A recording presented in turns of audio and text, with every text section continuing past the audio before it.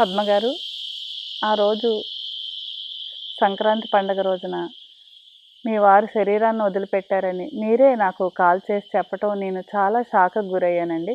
వెంటనే మీ ఇంటికి నేను చాలా ఆందోళనగా రావడం జరిగింది.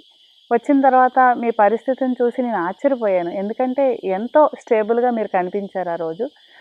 నేను అనుకున్నదేంటంటే ఒక సుషుమ్నా క్రియాయోగ సాధన సాధకురాలికి మాత్రమే ఇది సాధ్యపడుతుంది కదా! అనే చాలా గర్వంగా నేను ఫీల్ అవ్వడం జరిగింది. మరి ఇదంతా మీకు ఎలా సాధ్యపడిందండి? నాకైతే అది సుషుమ్న క్రియాయోగ వల్లనే సాధ్యపడిందండి. అది మనం చేస్తుంది అదే గదా! అమ్మగారు ఎప్పుడూ ఒక సందేశం చెప్తుండేవాళ్ళు గదండీ! పూర్వజన్మ కర్మలు ఉన్నప్పుడు ఒకళ్ళకొకరికి రుణానుబంధం తీరిపోయినప్పుడు ఒకళ్ళకొకళ్ళు దూరమైపోతామని చెప్పేవాళ్ళు. అది ఎప్పుడైనా ఒకరోజు ఉండాల్సిందే గదా! అది అంత తొందరగా వచ్చిందేమో అది ఆ రుణం తీరిపోవడానికి ఇంత తొందరగా వచ్చేసిందేమో అనుకున్నానండి. కానీ నేను తనకిష్టమైన వ్యక్తినైతే నేనండి. తనకి పూర్తి ఇంపార్టెంట్ అయిన వ్యక్తిని నేను. అమ్మగారు ఏం చెప్పేవాళ్ళు, వాళ్ళు ఏదో శరీరం విడిచి వెళ్ళిన తర్వాత వాళ్ళకి ఇష్టమైన వ్యక్తులు ఎవరైనా వాళ్ళ గురించి బాధపడితే వీళ్ళ సోల్ వాళ్ళు అనుకున్న వెళ్ళాల్సిన దానికి వెళ్ళదు. మధ్యలోనే ఆగిపోయిద్ది.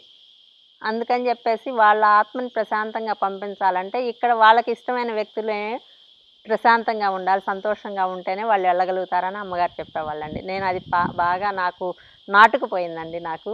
అలాగే నేను బాధపడ్డంత మాత్రాన తను తిరిగి నా దగ్గరికి వచ్చేది కాదు కదా! తననైనా ప్రశాంతంగా ఎందుకు వెళ్ళనియ్యకూడదు? వెళ్ళనిస్తే పోయిద్ది కదా! నేను ఇక్కడ ఉన్నా కానీ తను ప్రశాంతంగా వెళ్ళాల్సిన ప్లేస్‌కి వెళ్ళాలి కదా! అని నేను అదే భావంతోటి అమ్మగారు చెప్పినవి నాకు అప్పుడు బాగా గుర్తొచ్చినాయండి. నాలో ఏదున్నా కానీ ఏ సమస్య ఉన్నా నేను అంత స్టాండర్డ్గా ఉండడానికైతే నాకు ఈ సుషుమ్న క్రియ యోగానేనండి. అలా జరుగుతుంది. అలా జరిగినప్పుడు తను శరీరం విడిచిన తర్వాత ఒక 7 గంటల తర్వాత నేను ధ్యానం చేశానండి. తన బాడీ అక్కడే ఉంది. 3 డేస్ వాళ్ళ సిస్టర్ వాళ్ళు రావడానికి 3 డేస్ పడుతుందని చెప్పేసి ఉంచారండి. అప్పుడు నేను ఆపకుండా ధ్యానం చేస్తూనే ఉన్నాను. ఏదో టైంలో చేస్తూనే ఉన్నాను. తను శరీరం విడిచిన తర్వాత 7 గంటలకు నేను ధ్యానం చేశానండి. తను ప్రశాంతంగా వెళ్ళారు. ఏ ఇబ్బంది లేకుండా, ఏ చిన్న అనారోగ్యంగా, ఏ చిన్న ఇబ్బంది పడకుండా, నొప్పి అది తెలియకుండా నేను వెళ్తున్నాననే అది కూడా తనకు తెలియకుండా వెళ్ళిపోయారు. అదొక సంతోషము. ఇప్పుడున్న పరిస్థితుల్లో కొంతమంది హాస్పిటల్ చుట్టూ తిరిగి అనారోగ్యాలని మంచం మీద ఉండి అన్ని ఇబ్బందులు పడుతున్నారు. తనకి ఏ ఇబ్బంది లేకుండా ఏమీ తెలియకుండా వెళ్ళారు. ఎంత అదృష్టవంతులని కొంతలో కొంత నేను అలా ఫీల్ అయ్యానండి.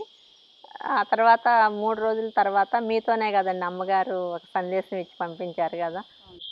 అవునండి. అప్పుడు ఏం జరిగిందంటే, నేను మిమ్మల్ని పలకరించి ఇంటికొచ్చిన తర్వాత నేను చాలా బాధపడ్డాననమాట. అంటే లోపల అంతా ఇన్నర్‌గా చాలా బెంగగా అనిపించింది నాకు. ఎందుకంటే మీరు ఎంతో ఆత్మకి దగ్గరయ్యారండి. నాకు గురువులు అందించిన సేవకి ఎ ఎ సపోర్టుగా మీరు నాకు ఎంతో హెల్ప్ చేశారు. అదే కాకుండా మన మధ్య ఏదో ఆత్మబంధం ఉండబట్టే అలా మనం దగ్గరయ్యామని నేను అనుకుంటాను. కాబట్టి మీకు కష్టం వచ్చేటప్పటికి నాకు కూడా లోపల చాలా బెంగగా అనిపించి అమ్మగారు ఒక్కసారి అమ్మగారికి ఈ విషయం తెలిస్తే అమ్మగారి సందేశాన్ని పద్మగారికి ఇస్తే కొంతలో కొంత ఊరట చెందుతారు కదా అని నాకు అనిపించిందండి. నిజంగా మన లోపల భావం గురువులకి ఎలా చేరుతుందనేది నాకు చాలా సార్లు అనుభవం అయిందండి. అలా అనుకున్నానో లేదో ఆ రోజు మధ్యాహ్నమే అమ్మగారి నుంచి ఒక వర్క్‌కి సంబంధించి ఫోన్ కాల్ రావడం జరిగిందండి. వచ్చినప్పుడు నేను ఉండబట్టలేక అమ్మ ఇలా మన పద్మ గారికి ఇలా జరిగిందమ్మా నిన్న. కానీ అమ్మ ఎంత స్టేబుల్‌గా ఉన్నారో నేను ఎంత ఆశ్చర్యపోయానో ఆవిడని చూసి. అందరూ వచ్చి ఆవిడ చుట్టూ బాధపడుతున్నా గానీ ఆవిడ చాలా నిశ్చలంగా కూర్చొనున్నారమ్మా. అని చెప్తే అమ్మగారు కూడా అసల నిజంగా చాలా అద్భుతం అండి. ఇది అందరికీ తెలియాలి ఈ విషయం. ఎందుకంటే ఇలా జరిగినప్పుడు కూడా ఇలా ఉండటం సాధ్యమా అనేది అందరికీ అర్థం అవ్వాలి కదా! అలాగే ఆవిడకేం చెప్తారంటే 49 రోజులు ఆవిడ ధ్యాన శక్తితో వారి హస్బెండ్ ఆత్మకి శక్తినిచ్చి ఆనంద లోకాలకి ఆయన వెళ్ళడానికి ఎటువంటి ఆటంకాలు లేకుండా 49 రోజులు ఆవిడ ధ్యాన శక్తిని ఇవ్వమని చెప్పటం జరిగిందండి. అదే మీకు నేను చెప్పాను. ఆ తర్వాత మీ అనుభవం మాకు చెప్తారా పద్మ గారు అది మొదలు పెట్టాక? తప్పకుండా అండి. మేము ఇద్దరమే ఉంటాం గదండీ! ఆ రోజు జరిగిన తర్వాత కూడా నేనే అందరికి ఫోన్‌లు చేసి చెప్పాల్సొచ్చిందండి. నేను ఆ పరిస్థితిలో ఉండి గూడా అందరికీ ఫోన్ చేసి నేనే చెప్పాల్సొచ్చింది. ఇట్లా జరిగింది అని జెప్పేసి. తర్వాత అది తర్వాత 3 రోజుల తర్వాత తనను తీసుకెళ్ళిపోయిన తర్వాత మీరొచ్చి ఆ మాట చెప్పిన తర్వాత నేను మెడిటేషన్ చేసేటప్పుడు నా ధ్యాన శక్తితో నా భర్త ఆనంద లోకాల్లో పయనించాలి. ఇక్కడ నేను సంతోషంగా జీవిస్తాను అని ఆ సంకల్పంతోటే నేను మొదలుపెట్టి చేశానండి. అలా చేయడం మొదలుపెట్టిన తర్వాత 5 డేస్‌కి తను ఒక చుట్టూ తెల్లని కర్టన్స్ అటు ఇటు చిరుగాలికి ఊగిసలాడుతూ ఉన్నాయి. మధ్యలో తను ఒక చైరేసుకొని కూర్చొని నవ్వుతూ అసలు ఎంత చిద్విలాసంగానో కూర్చొని నవ్వుతూ ఉన్నారు. నేను దాన్ని బట్టి ఊహించుకుందేందంటే అమ్మగారు ఇచ్చిన సందేశం ప్రకారం తన ఆనందలోకాలకి సంతోషంగా ప్రయాణం జేస్తున్నారు. అని చెప్పేసి నేను పూర్తిగా నమ్మకం నాకు గురువుల రక్షణ ఎప్పుడూ నా చుట్టూనే ఉంటుంది. నాకు గురువులున్నారు అని నేను నమ్మకంతో ఉన్నానండి. చాలా అద్భుతం అండి. పద్మగారు, ఈ ఇది మీకు జరిగిన 2 నెలల్లోపే నేనేంటంటే ఇంకా మనం వినుకొండలో కోవిడ్ తగ్గిన తర్వాత కంప్లీట్ చేయాల్సిన చాలా కొన్ని స్కూల్సు ఆ సరౌండింగ్స్‌లో మిగిలున్నాయి కాబట్టి, ఎవరు తోడొస్తారు? ఈ టైంలో మిమ్మల్ని అడగటం సమంజసమా? కాదా? అని నేను అనుకున్నానండి. అనుకున్న టైంలో జస్ట్ మీతో కాజువల్‌గా ఆ మాట అన్నప్పుడు, అయ్యో! నేను తప్పకుండా వస్తానండి అని మీరు అన్నారు చూడండి. అసలు నిజంగా అద్భుతమండి. ఆ రోజు నుంచే అండి మేము మళ్ళీ స్టార్ట్ చేసామండి. ఆవిడ ఇంకా ఆ పీరియడ్ నుంచి బయట పడకుండానే అంటే ఒక 2 మంత్స్ లోపే మేము మళ్ళీ ఈ సేవ స్టార్ట్ చేయడం జరిగిందండి గురువుల ఆశీర్వాదంతో. అక్కడ చుట్టూ ఒక వినుకొండ 50 కిలోమీటర్స్ సరౌండింగ్స్‌లో ఏది గూడా ఇన్‌కంప్లీట్ లేకుండా అన్నీ కూడా సక్సెస్‌ఫుల్‌గా 95% కంప్లీట్ చేయడం మాతో గురువులు చేయించారండి. తర్వాత ఆవిడ హెల్త్ ఇష్యూస్ కూడా ఉన్నాయండి ఆ టైంలో.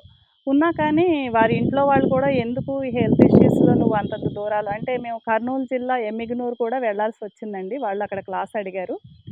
అయితే నేను సింగిల్‌గా వెళ్దామని అనుకున్నా గానీ, మళ్ళీ నైట్ కదా! సరే పద్మగారు ఏమన్నా తోడొస్తారేమో అని అడగటం జరిగింది. అడిగిన తర్వాత మీ సిస్టర్ వాళ్ళు ఇప్పుడెందుకు నీకు బాగోలేదు కదా ఆరోగ్యం అన్నా గానీ, ఆవిడ కాదు నేను ఆ సేవకెళ్తే నేను సంతోషంగా ఉండగలను. నాకు గురువులకి మించిందే లేదు అన్న భావంతో ఆవిడ రావడం జరిగిందండి.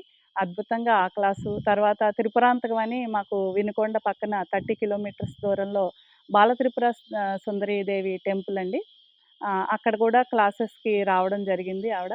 ఇలా మేము ఏది కూడా అనుకున్నది అనుకున్నట్లుగా పద్మగారి సహకారంతో ఎంతో అద్భుతంగా గురువులు డిజైన్ చేసిన విధంగా మేము ఈ సేవంతా కూడా కంప్లీట్ చేసి నేను భీమవరం మూవ్ అవ్వడం జరిగిందండి. నిజంగా ఇది మా పూర్వజన్మ సుకృతం అండి. ఏది కూడా కోరుకుంటే వచ్చేది కాదండి. మన సంకల్పంతో పాటు మనం ఒక అడుగేస్తే 100 అడుగులు గురువులు మనతో వేయిస్తారనే అద్భుతమైన నిర్వచనం అండి ఇది. మా ఈ పద్మ గారిది నాది జర్నీ. అవునండి.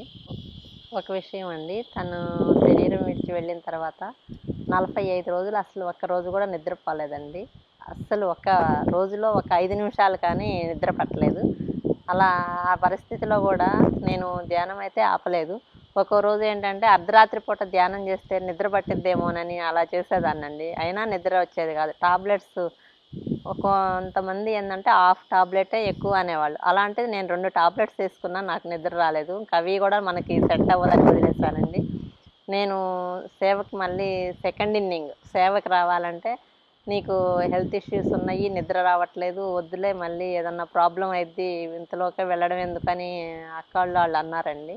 కానీ నేను వెళ్తే కొంతలో కొంత నాకు రొటీన్ అయిపోతానేమో, నేను కొంచెం సేవ చేస్తుంటేనే నాకు మళ్ళీ మామూలుగా అయిపోయిద్దేమో, నిద్ర వస్తుందేమో, ఎంతో కొంత చేయాలి, నేను చేస్తే నేను మామూలుగా అవుతానని నాకు నమ్మకం ఉంది, నేను వెళ్ళాలి అని వచ్చేసానండి. నేను అట్లా 45 రోజులు నిద్ర లేకపోయినా ఒక్కరోజు 2 రోజులు నిద్ర లేకపోతేనే పరిస్థితి బాగోదు కదండి ఎవరికైనా. నేను 45 రోజులు నిద్ర లేకుండా నాకు ఏ ఇబ్బంది లేకుండా నాకు నిద్రపోవాలనే ఫీలింగు లేదు, నిద్ర రాలేదనే బాధ లేకుండా నేను 45 రోజులు గడపగలిగానండి. అసలు ఏ చిన్న ఇబ్బంది కూడా లేకుండా నేను నిద్రపోలేదు అంటే ఎవరు నమ్మలేనట్లున్నానండి నేను అప్పుడు. అంత ఎనర్జెటిక్గా ఉండగలిగారు అవును కదండి. అవును.